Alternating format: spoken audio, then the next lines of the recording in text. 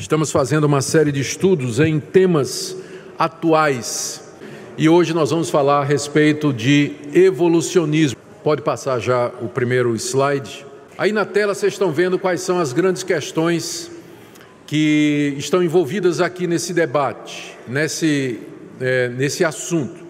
Primeiro, por que existe alguma coisa em vez de nada? Já parou para pensar isso? Por que existe o mundo em vez de não existir nada? Segundo, como é que ele surgiu? Terceiro, como é que a vida surgiu? Quarto, como explicar a semelhança entre os seres vivos, mas também as suas diferenças?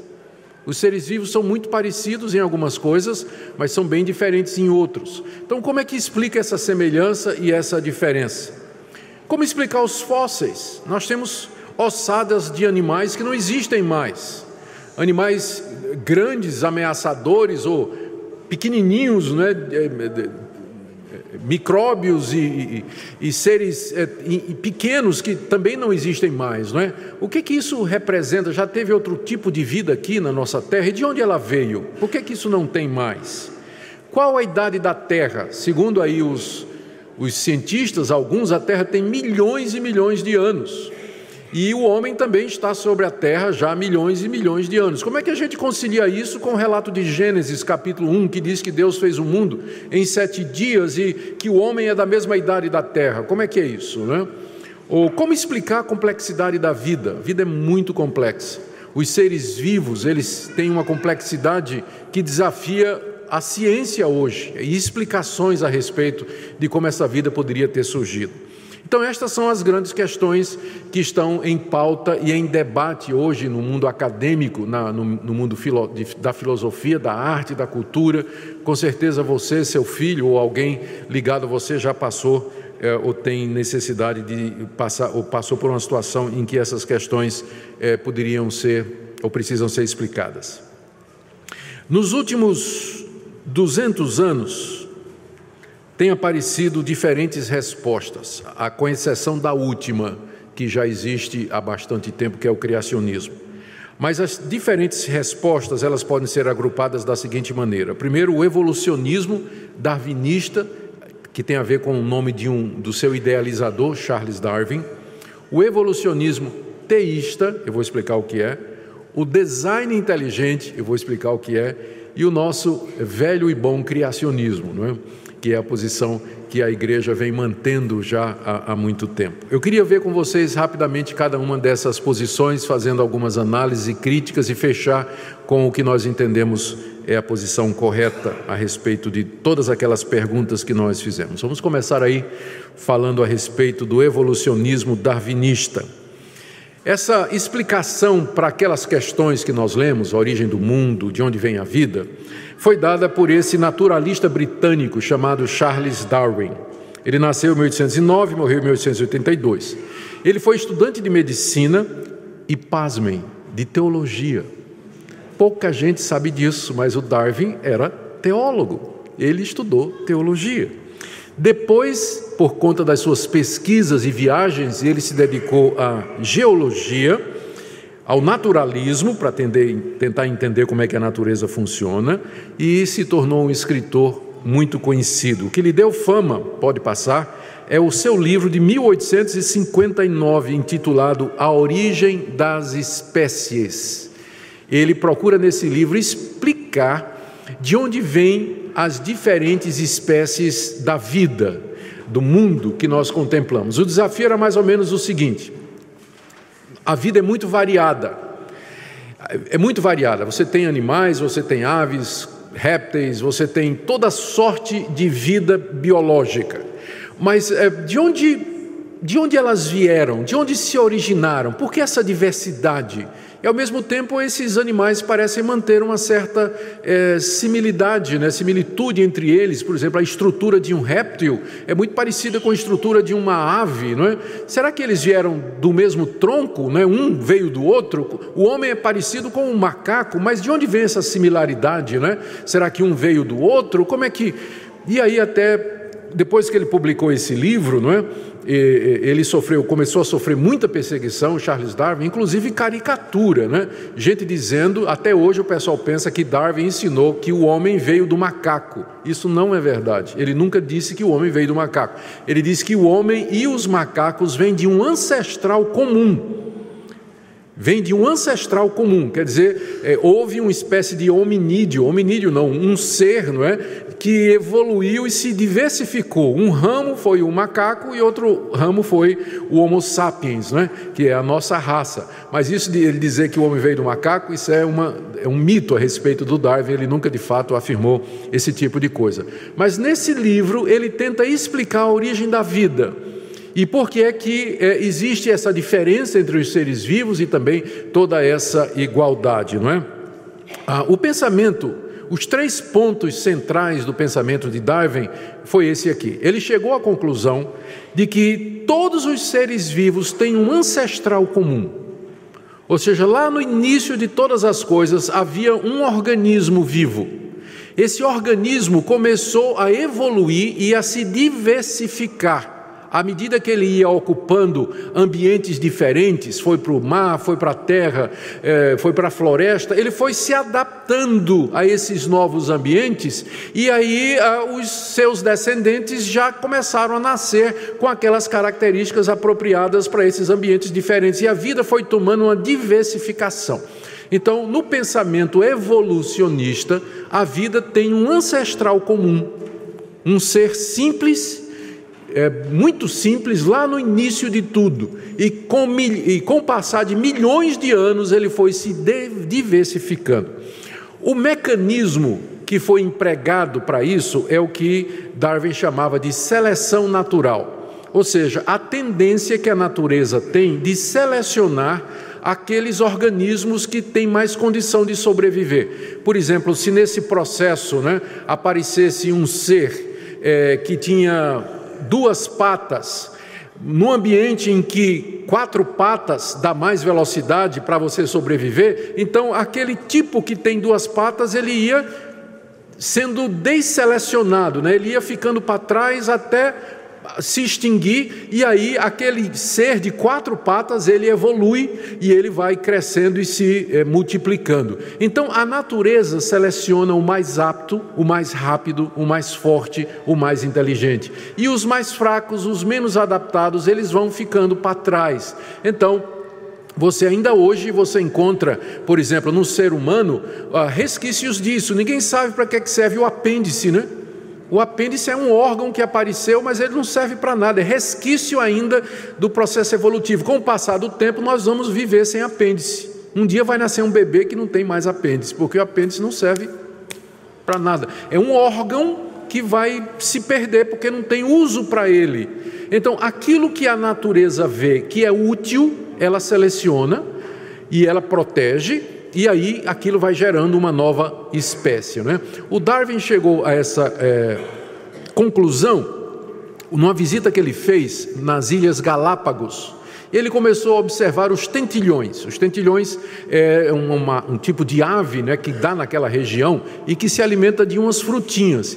E ele notou que havia uma diferença no bico dos tentilhões. Os tentilhões que moravam numa determinada região e numa época da ilha, eles tinham um bico mais longo, que era apropriado para as frutas daquele lado da ilha. Enquanto que no outro lado, os mesmos tentilhões tinham o bico mais curto, não é? Como é que pode isso? Não é a mesma raça? Eles não, é que se adaptaram ao meio ambiente. E nessa adaptação vai surgindo uma nova espécie, né? E embora o Darwin não tenha percebido que uma espécie ele vira numa outra, mas ele então postulou que esse mecanismo de adaptação ele é o mecanismo usado pela natureza para selecionar aqueles organismos mais aptos, né, para viver. E aí ele disse que muitas dessas alterações e mudanças são aleatórias, e esse era um ponto importante para o pensamento de Darwin, né? Ele ficou pensando, mas como é que essas mudanças ocorrem? E ele chegou à conclusão de que elas aconteciam a princípio sem explicação nenhuma, aleatoriamente, como quem joga um dado e não sabe qual número que vai dar. porque ele acreditava que esse processo era cego, não tem uma inteligência por detrás guiando esse processo. As coisas vieram acontecendo ao acaso, e a natureza vai selecionando aquelas mutações, aquelas mudanças que acabam produzindo um organismo mais eficiente para sobreviver. Então, esses são os 3 pontos do evolucionismo segundo Darwin explicou. A descendência comum, a vida toda se origina num único organismo que se diversificou. Segundo, seleção natural, que é um processo pelo qual aquelas mutações mais aptas, elas são selecionadas e garantida a sobrevivência. E terceiro, que essas mudanças, elas são aleatórias, não existe uma inteligência por detrás do mundo. Mas essas coisas foram acontecendo e finalmente deu no que nós temos aqui. Então, deixe-me dar aqui mais detalhes a respeito do pensamento de Darwin. Depois que Darwin publicou esse livro foi uma bomba, né? Explodiu primeiro porque ele diz que nós não precisamos de Deus. Embora Darwin, no começo, ele não negasse Deus, mas o pensamento dele, no final, leva à seguinte conclusão: não precisa Deus, não é? Porque, segundo ele, a vida surgiu espontaneamente, né, na terra primitiva, uma combinação aleatória de fatores, né? Alguns depois vão chamar a sopa primordial, de onde surgem as primeiras moléculas da vida, né, espontaneamente. Então Darwin não chegou a entrar nesse ponto, mas o pensamento dele leva a isso, né? Não precisa de um Deus que deu origem à vida e que guiou a criação, porque agora nós temos uma explicação de por que a vida é diversificada, por que os seres humanos são assim, comparados com os animais e tudo mais, né? Então, o pensamento darwinista, evolucionista, ele assume o naturalismo, ou seja, a crença de que as causas naturais, como a seleção, por exemplo, são suficientes para explicar tudo o que existe, inclusive a origem da vida. O naturalismo encontra a resposta para aquelas questões que a gente fez lá no começo, na natureza. A natureza se gerou. A natureza é quem controla tudo. A natureza é uma força cega, é uma força invisível, que está em todo lugar. Mas não é Deus, não é? Deus, se ele existe, ele não tem nada a ver com isso. O naturalista diz isso. E também o pensamento darwinista é materialista, ou seja, o universo é composto somente de matéria, a qual é eterna e não tem sentido nem propósito. A matéria sempre existiu, sempre teve aí. O que aconteceu foi que num determinado tempo, há milhões e milhões de anos, ela se organizou para dar origem à vida. Tá? Mas não existe nada além da matéria, ou seja, espírito, Deus, anjo, milagre, nada. O mundo é aquilo que você vê, que você toca, né? Então o pensamento evolucionista, ele é materialista, portanto nega a existência de Deus e de sobrenatural e é ateísta por definição. Mais algumas coisas aqui. O universo provavelmente tem origem numa explosão há milhões de anos atrás, que é a famosa teoria do Big Bang, uma singularidade que aconteceu há milhões e milhões de anos atrás provocou o alinhamento de determinados fatores, concentração de matéria num único ponto, que provocou uma explosão e o universo vem se expandindo desde então. Isso é verdade, a ciência comprova, né, que na verdade o universo já vem se expandindo. E eles perguntam, mas qual foi a força original que fez com que o universo esteja se expandindo? E a resposta é a explosão que está lá no início da vida, né, esse Big Bang, né, que deu origem aos planetas, ao Sol, às estrelas e finalmente a própria vida nesse planetinha azul que nós temos aqui. A vida então surgiu a partir de uma combinação aleatória favorável de elementos químicos no ambiente da Terra antiga. Quando teve a grande explosão, né, saiu um pedaço de matéria que foi girando em torno de uma estrela e virou esse planetinha azul que a gente tem. E por uma combinação aleatória, assim, ao acaso, conseguiu combinar gravidade com atmosfera e com distância do Sol, porque se fosse mais longe, congelaria, se fosse mais perto, derreteria, numa distância perfeita do Sol, no movimento de rotação perfeito para manter a gravidade, se fosse mais rápido, lançava fora tudo que tem. favorável, e ali surge a vida carbônica, que é a nossa vida. E essas condições não apareceu em nenhum outro desses fragmentos da explosão, pelo menos que a gente saiba, não é? A gente olha o universo, eles procuram vida em outro planeta, mas não existe nenhum outro planeta onde essas condições por acaso aconteceram e deram origem à vida que somos nós. Eu estou vendo gente fazendo assim com a cabeça, eu não acredito nisso aqui não, viu, gente? Eu estou só explicando. Tem gente assim. Eu estou só explicando, tá bom? Okay.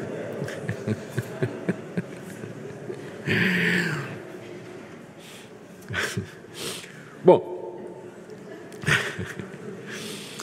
a partir então do primeiro organismo que nasceu nesse planetinha azul, não é, que surgiu, a vida começou a se diversificar, já falei disso, através da seleção natural, e, portanto, todos os seres vivos têm origem nesse processo, né? Tem um ancestral comum que nasce na sopa primordial da terra primitiva, depois que ela esfriou o suficiente, milhões de anos depois daquele Big Bang de uma matéria que era eterna.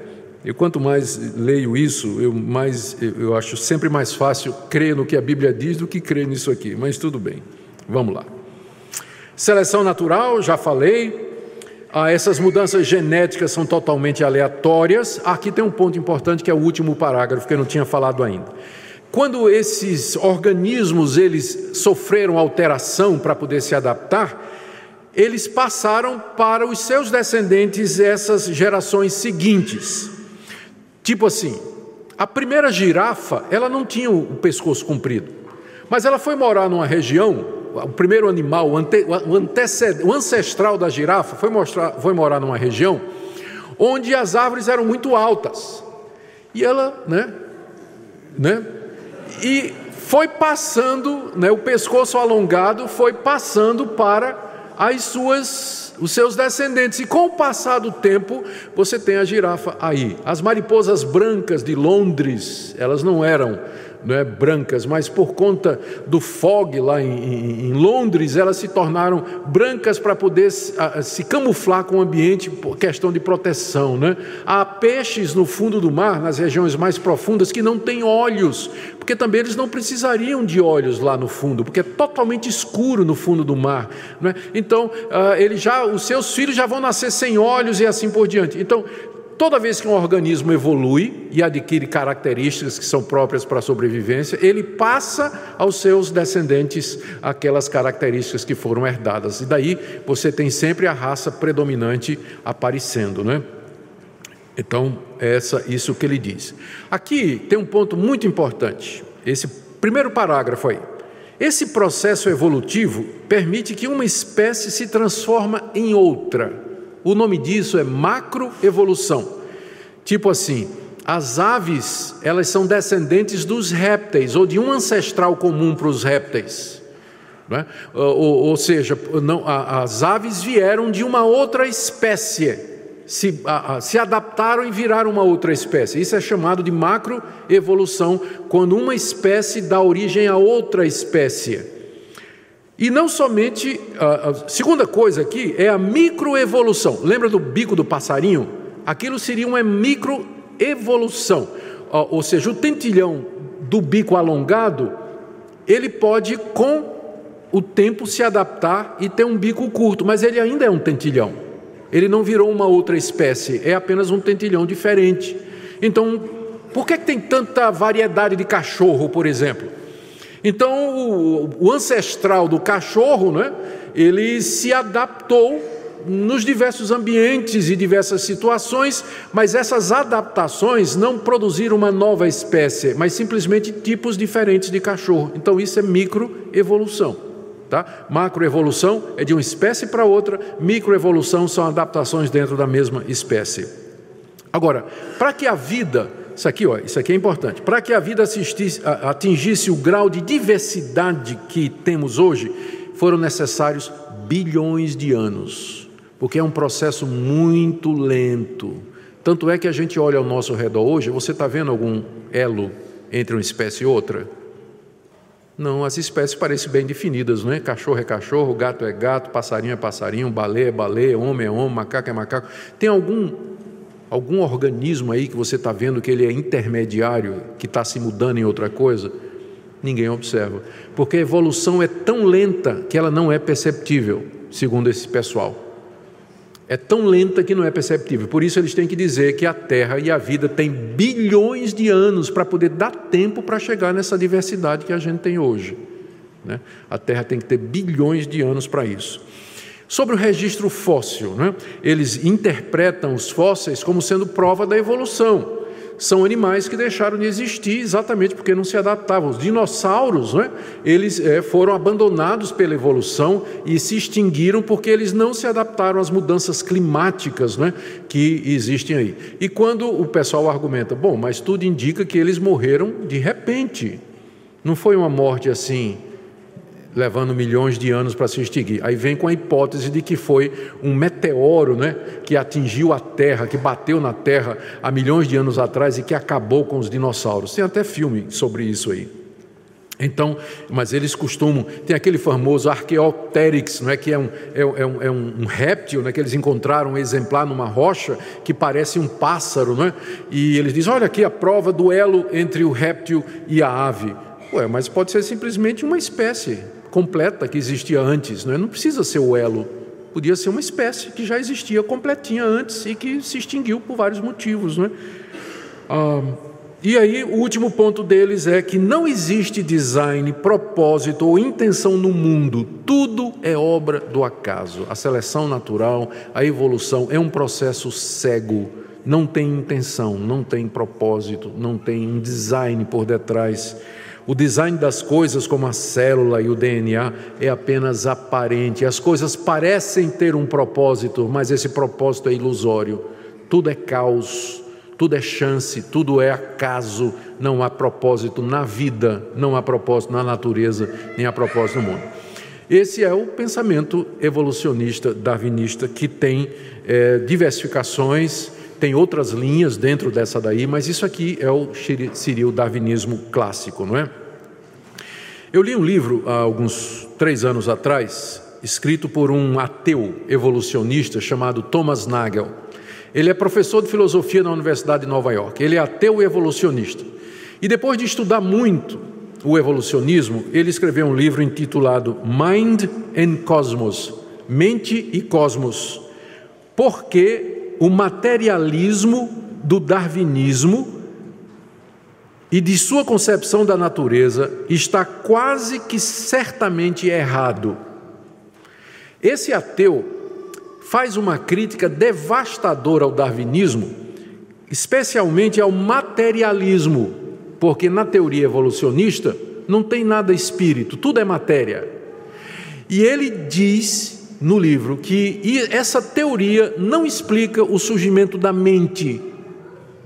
Como é que a mente surgiu? A capacidade de raciocinar, de pensar, a autoconsciência, sentimentos como compaixão, amor, misericórdia, que são contrários à teoria da evolução. Porque na teoria da evolução é a sobrevivência do mais forte. A teoria da evolução, a seleção natural, ela não tem compaixão. Se você é fraco, desvalido, desassistido, vulnerável, você vai ser extinto, não é? Mas de onde vem a compaixão, por exemplo, que o ser humano tem pelo pobre, pelo deficiente, pelo velho? De onde vem isso? Porque pela lei da natureza, quanto mais rápido o velho morrer, melhor. Quanto mais rápido uma criança deficiente morrer, melhor. Mas ao contrário, a gente tem compaixão, a gente cuida dos nossos fracos. De onde vem isso? Ele pergunta, né? Isso não pode ter surgido da matéria. Ele não acredita em Deus. Ele vai dizer, que a resposta que ele vai dar é que o Espírito também é eterno. Mas aí ele está bem pertinho de Deus já, né? Falta só um trisquinho e ele vira crente. Só uma empurradazinha. Não é? Porque ele já viu que o materialismo não explica o mundo. E ele tem até uma sacada muito interessante aqui no livro. Eu fiz uma resenha desse livro, está no meu blog, O Temporal Mores. Se você procurar lá, há 3 anos atrás eu fiz uma resenha do livro. Então, a certa altura ele diz assim, vamos pegar, por exemplo, a seleção natural. A seleção natural diz que vai sobreviver aquele organismo que é mais esperto. Então, como é que eu vou confiar na mente?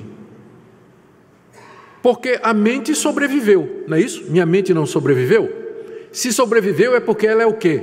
Esperta. Então quem me garante que ela está me dando informação certa? Se ela é esperta para poder sobreviver. Então ele puxa o tapete do darwinismo, porque se o darwinismo é verdade, eu dependo para saber do certo e do errado e para afirmar a realidade de um organismo que sobreviveu exatamente porque ele se adaptou e é mais esperto. Então como é que eu sei que as informações que a minha mente me dá, elas são verdadeiras? A mente pode estar me enganando para poder sobreviver, não é isso? É um argumento que ele traz aqui. Bom, o livro dele aí, não está traduzido em português, mas eu achei interessante porque foi escrito por um filósofo ateu evolucionista, em que ele faz críticas ao próprio sistema. Bom, vamos mudar agora para o evolucionismo teísta. Mas espera aí, e se de repente a gente não pode fazer uma combinação? E Deus não podia usar a evolução? Porque a ciência está dizendo que o mundo tem milhões de anos. A ciência está provando que os organismos caem com o desuso. A ciência está provando que tem mutações entre as espécies, né? Variações e adaptações. Tem aí o registro fóssil. Será que nós não podemos fazer um meio termo e acreditar em Deus e na evolução? Será que Deus não poderia usar a evolução? E eis que surge o evolucionismo teísta.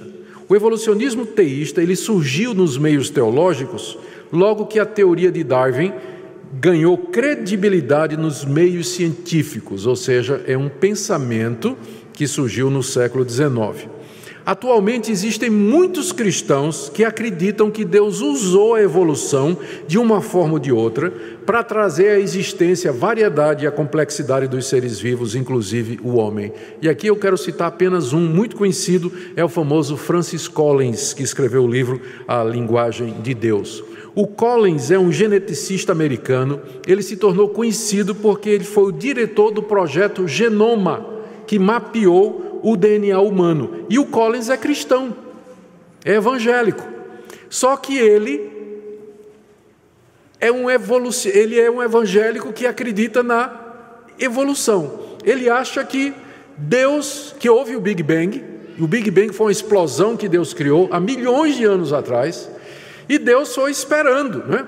Deus foi esperando. Deus criou as condições iniciais e o mundo então foi evoluindo. E em certos pontos Deus interferiu para dar uma direção na evolução, até que finalmente esse processo todo chegasse na vida em que nós vemos agora, não é? O Francis Collins, olha, a visão dele adota uma visão de mundo próxima do deísmo. Não confunda deísmo com teísmo, né? O deísmo é uma ideologia que diz que Deus existe, mas ele não intervém e não participa do nosso mundo. Então, o evolucionismo teísta é muito próximo do deísmo, no qual Deus atua de maneira indireta através das leis naturais que ele criou. O evolucionismo teísta, né, do Collins, tenta uma síntese entre a teoria da evolução e os relatos bíblicos de que Deus é o criador de tudo que existe.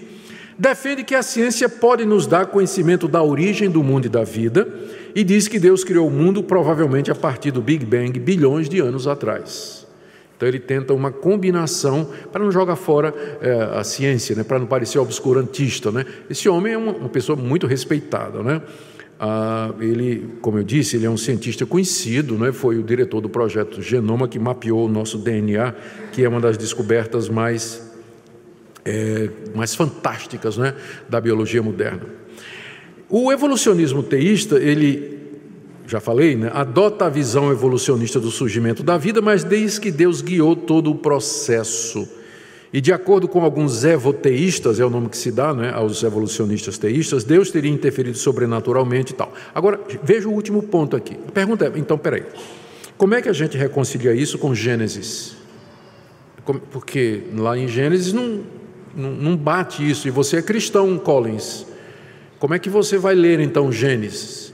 Porque de acordo com o evolucionismo, e o Collins acredita nisso, não teve aquela queda lá em Gênesis 3. Lembra comigo, Deus criou o homem, deu a ele inteligência, criou o homem à sua imagem e semelhança, dele fez a mulher, colocou o primeiro casal no jardim, disse: crescei e multiplicai-vos.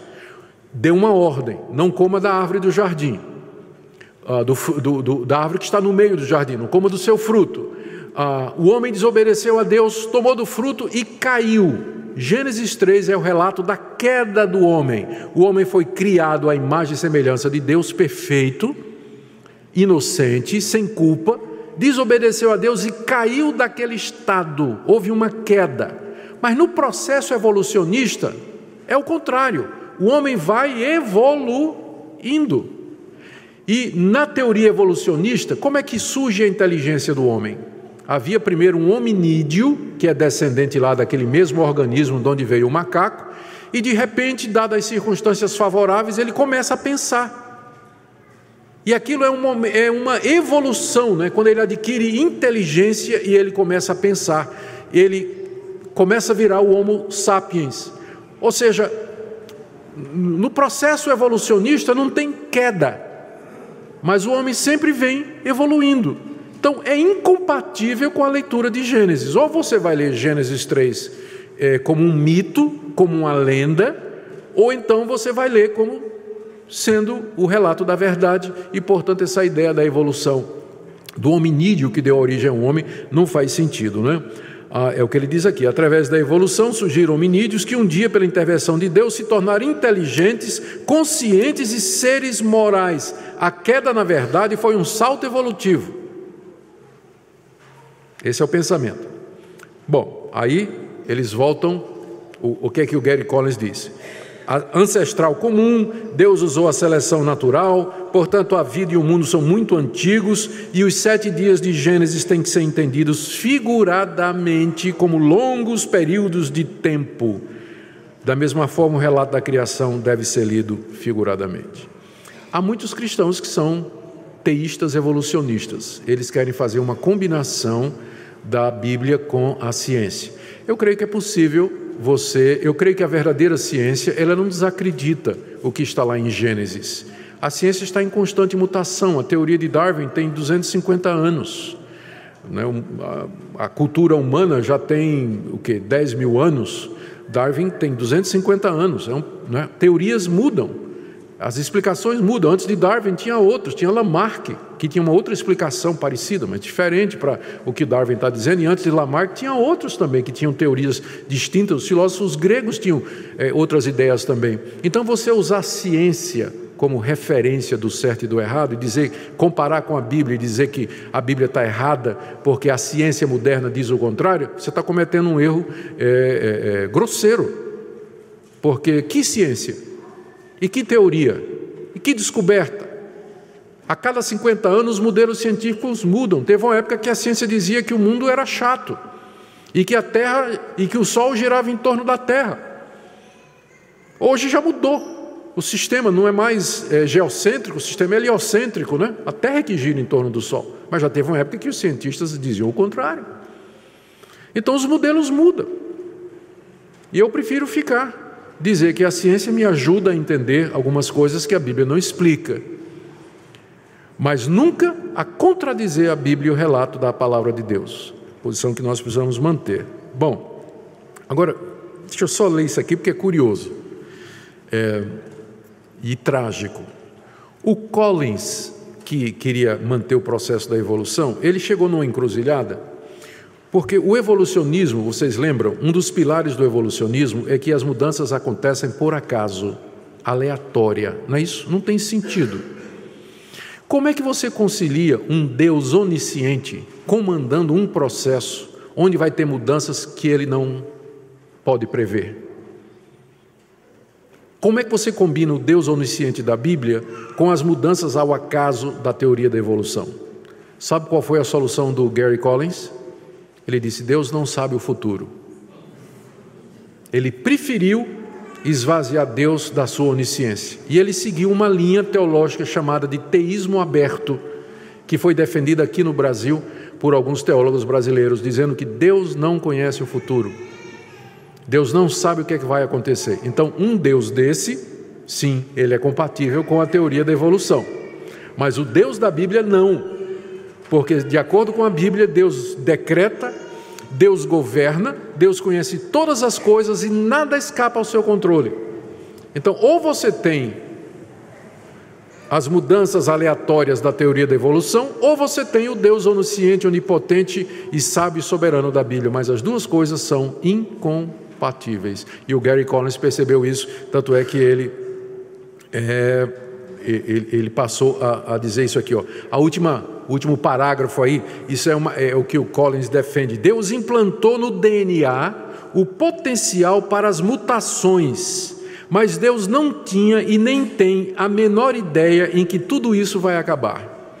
O processo evolucionário é autônomo e imprevisível a tal ponto que Deus desconhece o seu produto final, se é que um dia ele haverá de terminar. Porque tem mais isso aí, o mundo não vai ter fim, porque está num constante evolução. A gente não sabe como vai ser a raça humana daqui a 1000 anos, daqui a 1 milhão de anos, né?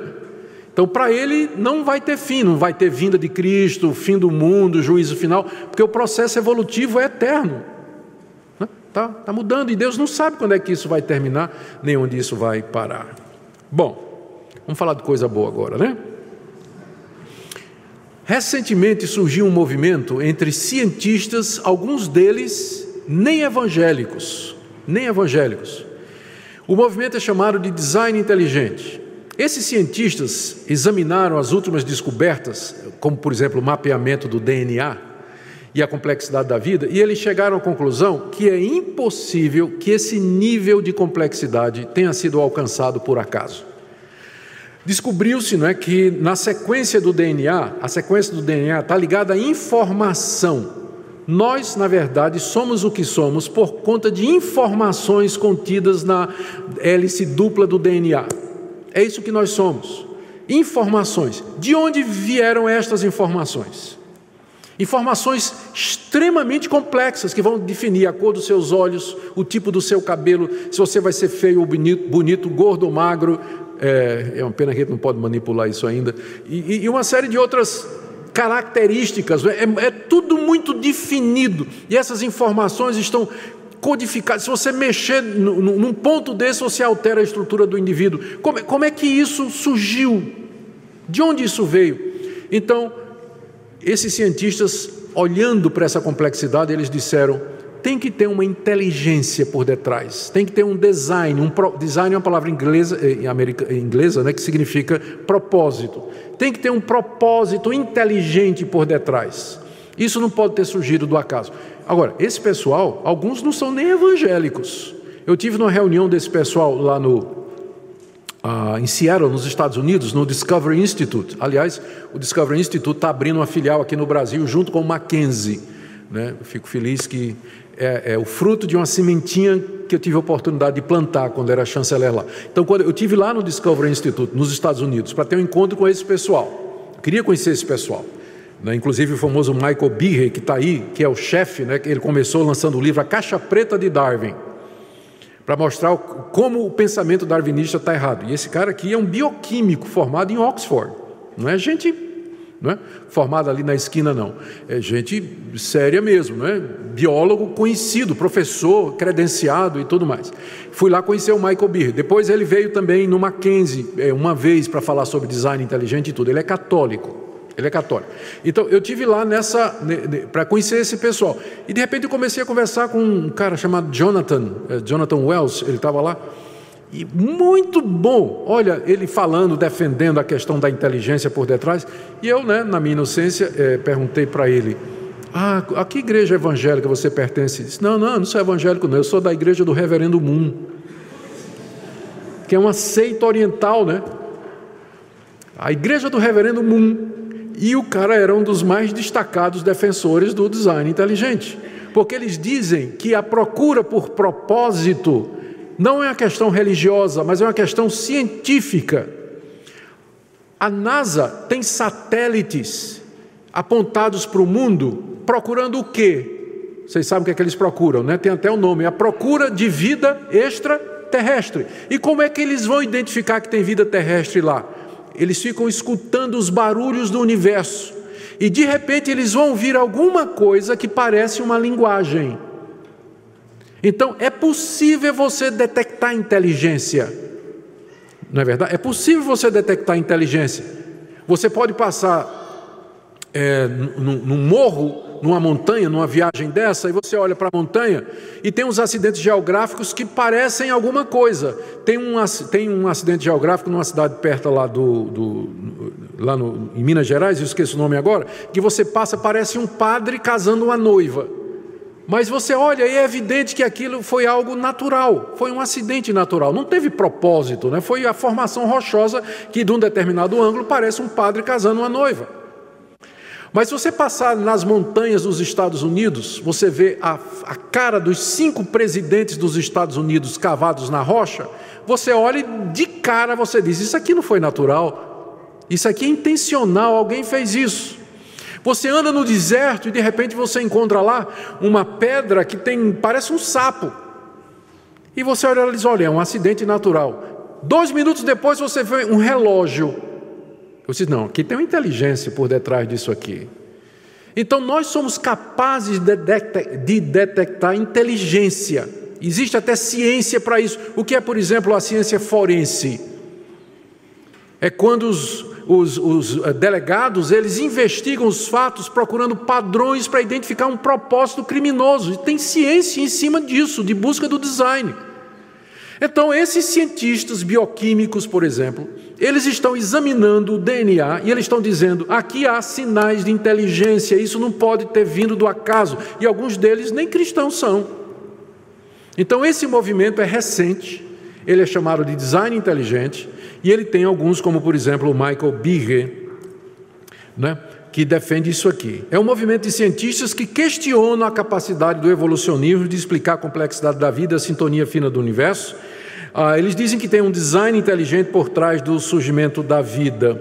Como eu disse, nem todos os defensores do DI são cristãos, mas todos os cristãos concordariam. Né? Todos os cristãos concordam com o que eles estão dizendo. Claro que tem uma inteligência por detrás e ela pode ser vista cientificamente, não é? Aqui o ponto do meio, o que eles pretendem fazer é chamar a atenção do mundo científico para o fato de que o darwinismo, com sua teoria da evolução, não consegue explicar de maneira satisfatória determinados mecanismos e processos naturais descobertos pela bioquímica. Os defensores do design inteligente, eles não dizem quem é o designer.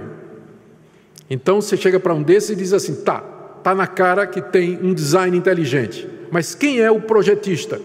Quem é que fez esse projeto inteligente? Ele diz, isso não é da minha conta. Isso é uma questão religiosa. Isso aí eu não posso dizer quem é. Mas que tem design, tem. Alguns deles chegam a acreditar que inclusive são seres de outro planeta que vieram aqui e criaram a vida. Porque eles não são cristãos, não acreditam em Deus, não é? Então eles acham que são seres de outros planetas que vieram. Mas eles todos vão dizer, a vida não surgiu por acaso, tem um design por detrás. A gente sabe quem é o designer, né?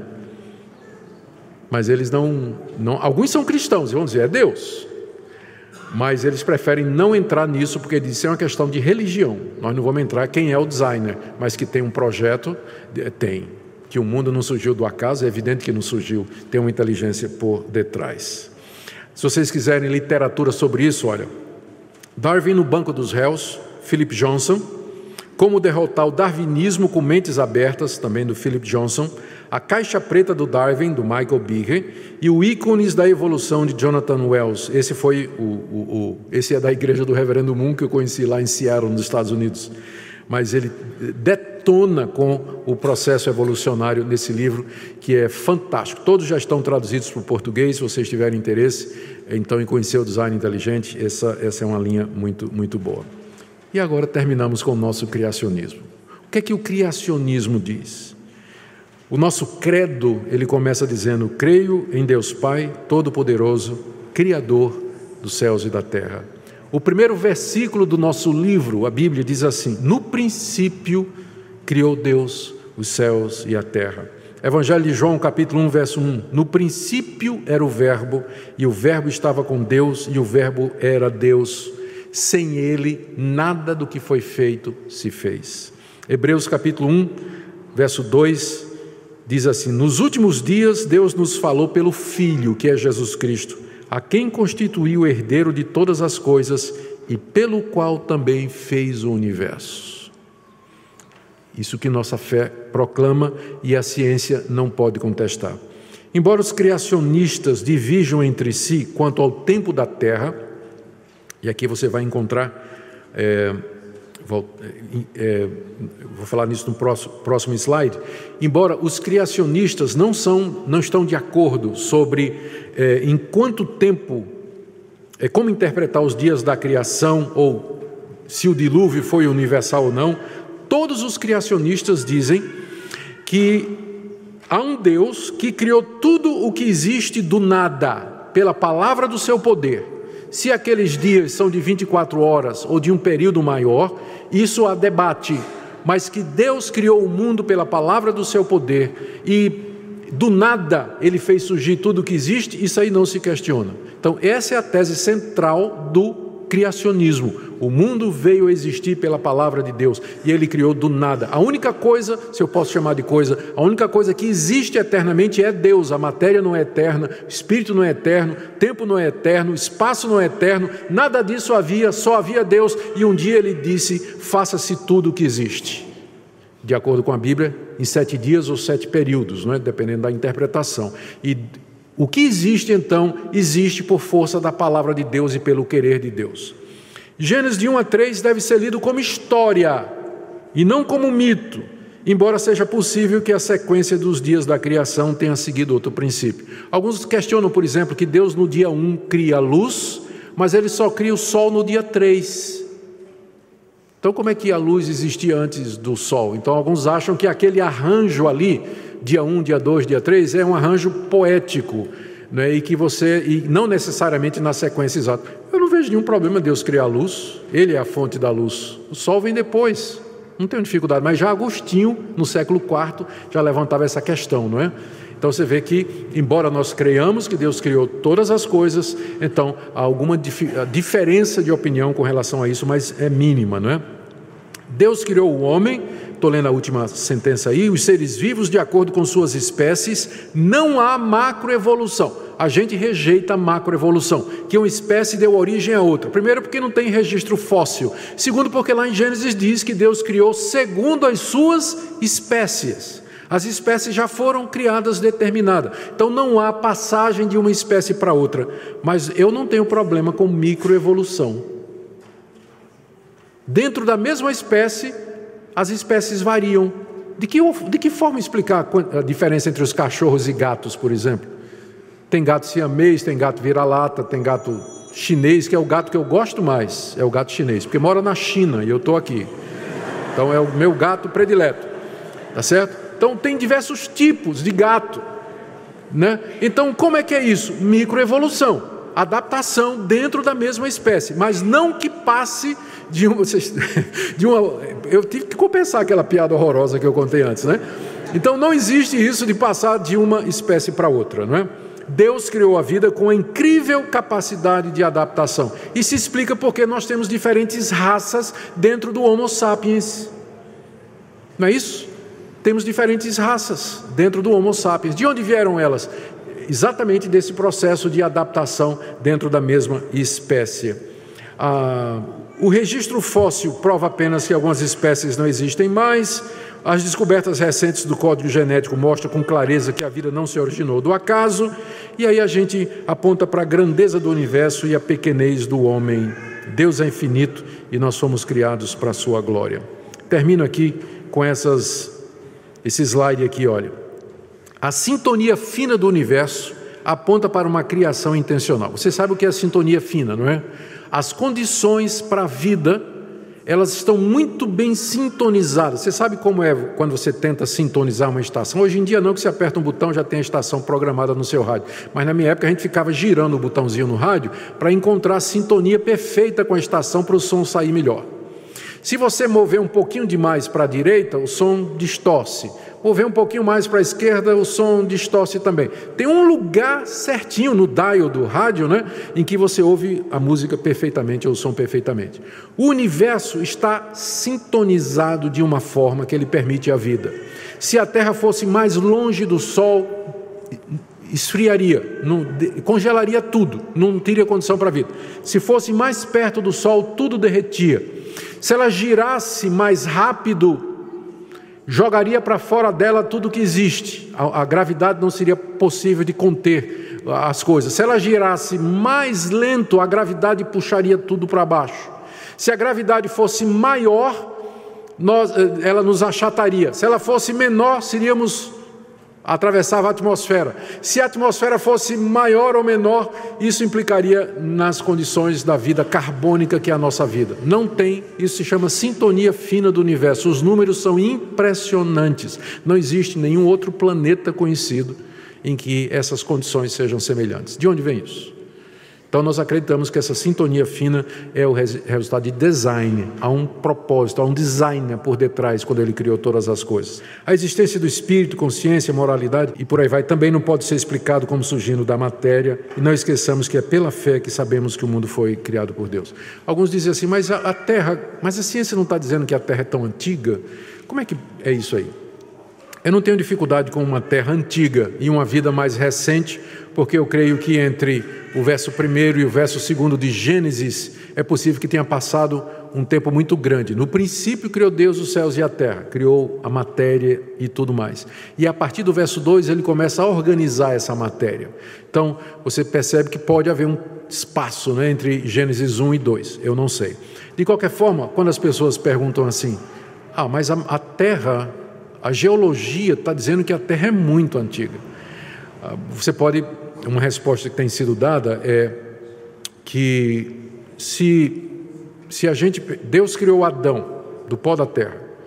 Se eu pegasse Adão e levasse para um médico e dissesse, faça uma avaliação desse ser e diga qual a idade dele, ele tinha sido criado há 10 minutos. Levava para o médico e dizia, qual é a avaliação? O médico dizia, bom, ele já está maduro, se reproduz sexualmente, já tem cabelo aqui, então ele deve ter aí uns 20 anos mais ou menos. Mas na verdade ele tinha quantos? 10 minutos. Mas ele já foi criado funcional. Então Deus, ao criar o universo, ele já criou o universo funcionando, né? Criou, a terra produza vida, que os animais se multipliquem. Então quando ele criou, já criou funcionando. Então, examinando, você pode ter a impressão de que tem milhões de anos, quando na verdade tem bem menos, porque Deus já criou funcional. Essa é uma resposta que a gente também pode dar. Termino aqui. Os fatos da revelação natural apontam para Deus. Romanos 1:20, que nós estamos expondo à noite, os atributos invisíveis de Deus, assim o seu eterno poder, como também a sua própria divindade, claramente se reconhecem desde o princípio do mundo, sendo percebidos por meio das coisas que foram criadas. Tais homens são, por isso, indesculpáveis. Que Deus nos ajude a ficar firmes. As teorias chegam e passam, continuamos crendo no que diz a palavra de Deus. Não existe incompatibilidade entre a verdadeira ciência e a fé. O que existem às vezes são modismos e ideologias que invadem a ciência e que são contrárias àquilo que Deus já revelou na consciência e na natureza de que há um Deus por quem são e de quem são todas as coisas. Vamos orar. Ó Deus, obrigado pelos homens que o Senhor levantou, pelos cientistas que pesquisaram e que mantiveram a fé e não negaram essa fé, e que nos deram estudos, pesquisas que nos ajudam a confirmar aquilo que nós já sabemos pela Escritura, que há um Deus que do nada criou todas as coisas para a sua glória, de quem nós somos e por quem nós vivemos. Nos abençoe e nos ajuda, Senhor, a viver nesse mundo hostil. Abençoa nossos jovens que estão na universidade e que são confrontados com esse tipo de pensamento. Dá-lhes a tua graça em tudo. É o que nós pedimos em nome de Jesus. Amém.